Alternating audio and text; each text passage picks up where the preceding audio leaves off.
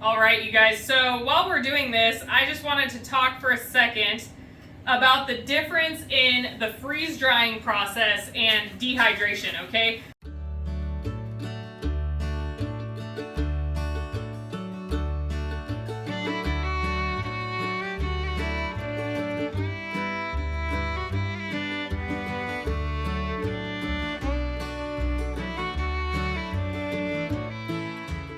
Hi you guys, welcome back to Kirshner Farmstead. If you are new to our channel, my name is Kirsty, and today I am going to be teaching you guys 3 different ways to preserve limes for your food storage, okay?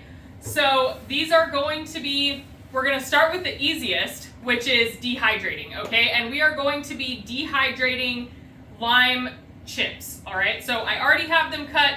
I didn't think that you guys needed to watch me do the cutting process. We are going to be both dehydrating and freeze drying these lime chips. So if you do choose to do this way, I suggest having a very sharp knife because limes are not the easiest to cut when you're doing a lot of them. They make your knife dull pretty quickly, okay?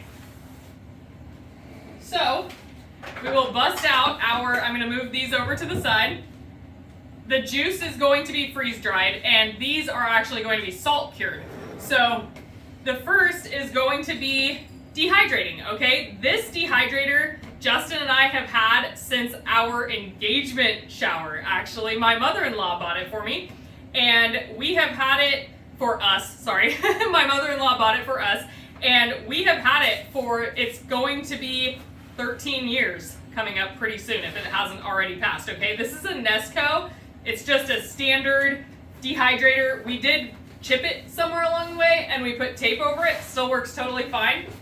This thing is a workhorse. It has never failed us and we have been using it for all of these years.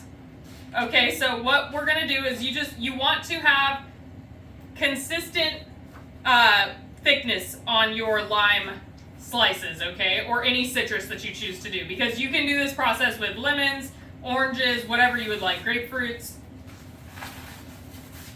We are just going to put them in one layer all the way around the tray. All right, you guys, so while we're doing this, I just wanted to talk for a second about the difference in the freeze drying process and dehydration, okay? We've seen this question on social media platforms several times, and I didn't have it addressed in any of our videos because I haven't actually done any dehydrating in a while. So dehydration is a heat process, okay? It's purely heat. All you are doing is you are drying food with heat. Now, it doesn't ever get out more than 85% of the moisture, okay? So for instance, you aren't supposed to store dehydrated food with oxygen absorbers. You only store dehydrated food with silica gel packets because the amount of moisture left in the food can promote botulism growth if you store with an oxygen absorber, okay? And then freeze drying is actually a sublimation process. So what freeze drying does is it freezes the food down really, really cold, and then it heats it up, and as it's slowly heating it up, inside of the chamber, it turns the water into a gas, and the vacuum sucks out the gas, okay? So that is the difference. That is like the most basic way to describe the difference between freeze drying and dehydration. And freeze drying takes out up to 95% of the moisture. So it is safe to store freeze-dried food with oxygen absorbers, and of course, because there's less moisture content, there is a longer storage life. So that's why they say that freeze-dried food can be stored to up to 30 years or however long that they say that it can be stored, right? And that is because there's less moisture than in dehydrated food. If, like, some dehydrated food, we would of course never substitute jerky from dehydration to freeze drying because it'd be like meat chips compared to the texture of jerky that all of us love, right? So there is a place for both in your food storage, and I highly recommend having both, even if you don't have a dehydrator and you just use your oven on low. For if you have the, if you don't use your oven often and you can put it in there for 3 days on really low, then that works perfectly fine. But there are some temperatures that would be better to just like dehydrate or air dry. Like if you're doing herbs, don't do herbs in your oven because it probably doesn't get low enough. I know some people will just like turn their oven light on and that puts some heat off to dehydrate with. But I do definitely think that there is a place for dehydrators and for freeze dryers because they definitely do two different things, okay? I always say to diversify your food storage, and that is exactly what I mean by that. There is a place, and I believe that even, let's say you try dehydrating and you don't like it, then you don't have to do it, but at least you know how to in the case of an emergency, right? Like you know how to dehydrate your herbs to save for later, or you know how to dehydrate meat, etc. I know it's not as easy with a freeze dryer. Like nobody's gonna, want to spend almost $3,000 to be like, I don't like freeze drying. If you do want to try freeze dried food, I highly suggest contacting maybe if somebody you know has a freeze dryer, or get some of the pre-made packs from the grocery store. There are several companies that make freeze dried food. Augustin Farms is one of them that you can find at Walmart. So if you want to try freeze-dried food before taking the jump into a freeze dryer, I highly suggest doing that first. All right, so fruits and vegetables. We even have a handy little guide on here because I honestly, like I said, I don't always remember it. But so herbs and spices are going to be 95 degrees. Nuts and seeds, 105. Crafts, 115. I've never dehydrated crafts, but I'm sure that there are several people that do. Fruits and vegetables, 135, okay? So I'm going to turn my dial to 135, and I'm going to set this, and I'm going to check it often, okay? So it's not like a set and forget type of situation. You want to make sure that you're checking it about every 6 hours, and then we will be back to show you this finished product. All right, stay tuned for the salt curing of limes. All right, you guys, our second method for preserving limes is going to be salt curing, and it's pretty much a lacto ferment, okay? So what you're gonna do is you're gonna cut the end off of your lime, and then you're going to stand it up and you're gonna cut an X in it, but not all the way through, okay? So you're gonna cut it so that it's like wedges, right? So, but not all the way through the bottom. Then you are going to take rock salt, kosher salt works also, and you are going to put a bunch of salt in there, okay? And then you're going to squeeze it back together and put it in your jar. I'm making a half gallon, but you can do a quart also. And then we're going to do the same thing again, okay, until we're all done.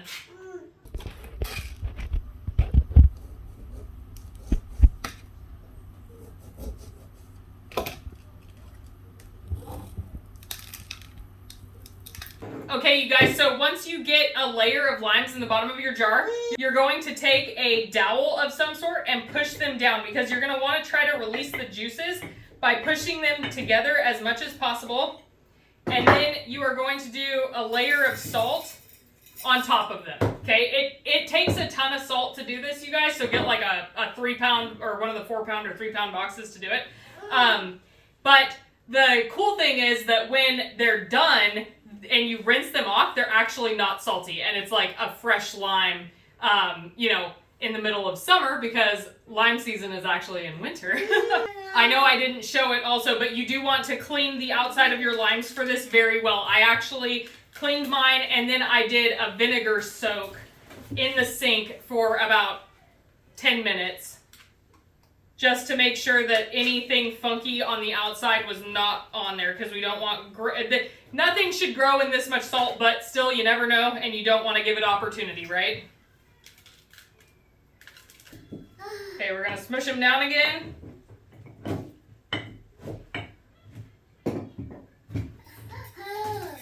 So like with any ferment, you guys, we're gonna want liquid over the limes, but it does take a couple days to achieve that. So don't freak out if you don't have liquid covering your limes right at first. You're gonna wanna take about twice a day for 3 days.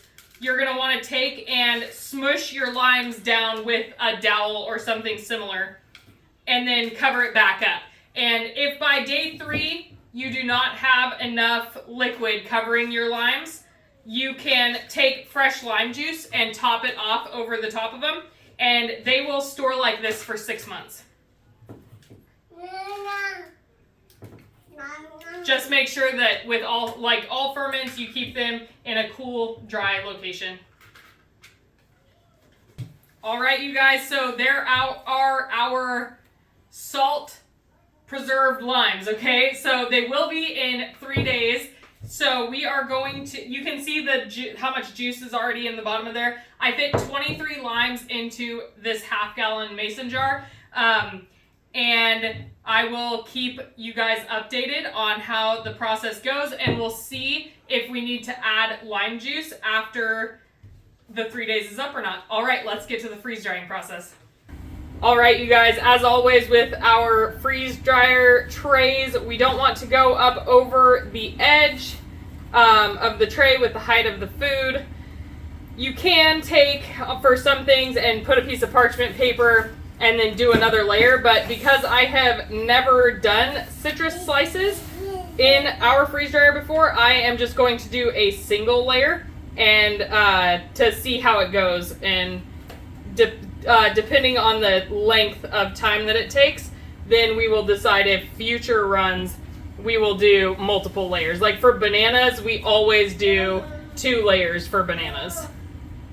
All right, you guys, so we have our slices on our 2 trays, and then we are going to do 2 trays of juice, okay? So we have never done limes in the freeze dryer before, so this is a new experience for us. We are going to do it with you guys and show you how it goes. We are going to pre-freeze. That's why this is still in a jar, and these are already partially frozen. So we are going to take this and get it frozen and just put it all in at the same time, and then we will be back once these are done in the freeze dryer, and hopefully everything finishes around the same time, okay, you guys? So the freeze dryer will probably take a couple days. The dehydrator will probably take at least 24 hours. So we will be back to see all of the finished lime products, and I hope that you guys stick around to see it. Okay, bye. Okay, you guys, so we are on 52 hours and 36 minutes for the limes. I think that the lime slices are going to work out. Okay, I just snapped this one. Let's see if another one will. Yeah, okay, so these are pretty dry. However, the juice, not so great. Okay, this one just straight up looks burnt, and it's like almost like fruit leather, but like fluffy fruit leather, okay? And then here's some more of the slices. These ones don't feel like they're not completely done yet. And then, hold on, what's it doing back there? There we go. And then this tray of the lime juice is not burnt, obviously. But it is also not dry either. So we're gonna give it some more time for our slices, because I'm pretty sure that these are gonna work perfect. They're just taking a significant amount of time. But the juice, I think, is going to be a failure. We haven't had very many failures as far as the freeze dryer goes, but I think this is gonna be one of them. Okay, we'll be back when these are done. Okay, you guys, so we just let this run overnight. It's now at 69 hours and 7 minutes. Okay, I'm pretty sure that our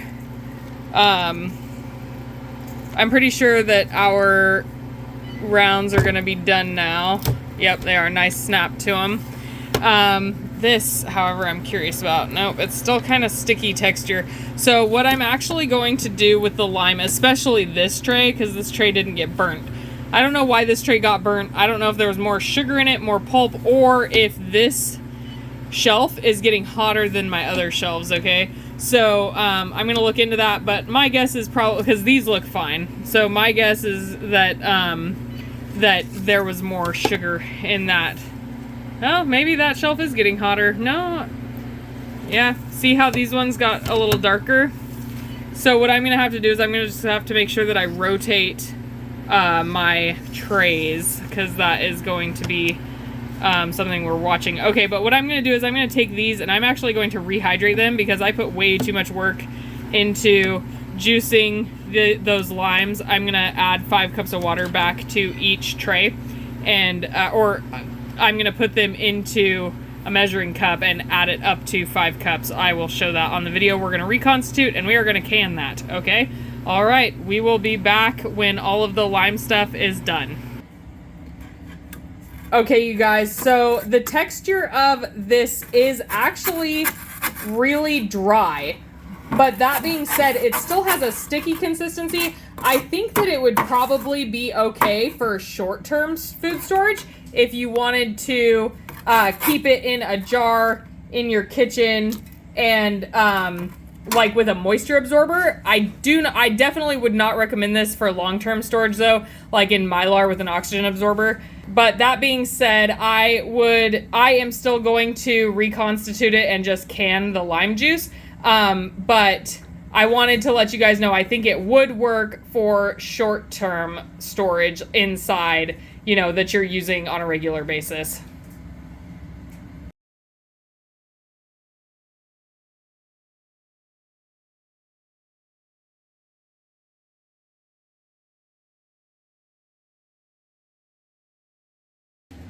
All right, you guys, all of our limes are finally done. As you saw, I posted clips of the freeze drying process, and you will know that the lime juice actually did not work very well, okay? It did freeze dry, but it was tacky on the top of it, and I personally would not feel comfortable storing that long term or with an oxygen absorber, because I don't know what the moisture content in that would be. Now, I do think that it would work as far as putting it on the shelf and putting a moisture absorber into it, okay? So I think that that would probably work as long as you were using it on a regular basis, like maybe if you liked putting it into a beer or into seltzer water, whatever you would like to drink lime in. I think that that would work. It just wasn't really what I was looking for it to be. I wanted to be able to rehydrate as lime juice whenever I need it for recipes, because we don't really drink it that much. So what I did is I actually just rehydrated all of it, and this is the darker one. Like I showed you, it looked kind of burnt. This is the darker one. It smells amazing and it tastes perfectly fine. It just is dark. The sugar did darken on that tray in the freeze dryer. This is the other one, and I am going to actually be taking this and canning it into 8-ounce jars.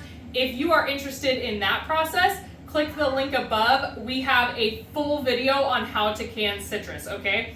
So next up is going to be our salted limes, okay? As you can see, they did not ever fully juice out, even with me pressing them every day. They just didn't. So what I'm going to do is, oops, this lid is not leak proof. What I'm going to do is I'm going to top it off with the juice that I rehydrated from the freeze dryer.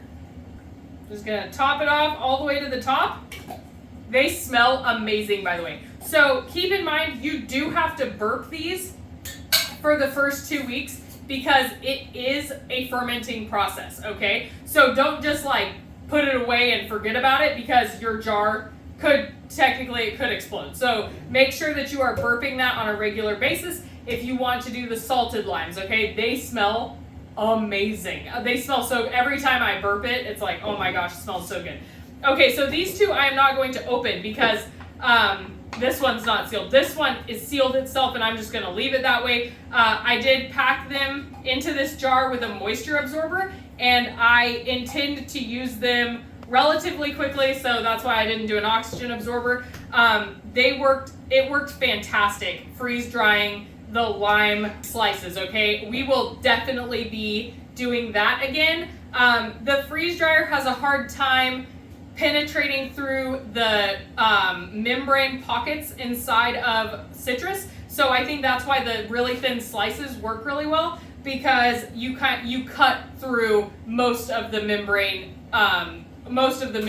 pockets when you do that, when you do slices, instead of like a wedge or cut in half, right? Okay, and finally, the last method was, of course, dehydrating, right? Okay, you guys can see how dark they get dehydrating, and I even wound up turning down my dehydrator for a while because I didn't want them to burn. I don't think they did burn. I think that that's just part of dehydrating limes. If I'm wrong, please correct me, but every time I have ever dehydrated citrus, it gets really dark like this. And it's beautiful. I mean, it looks amazing in the jar. There's no doubt about that.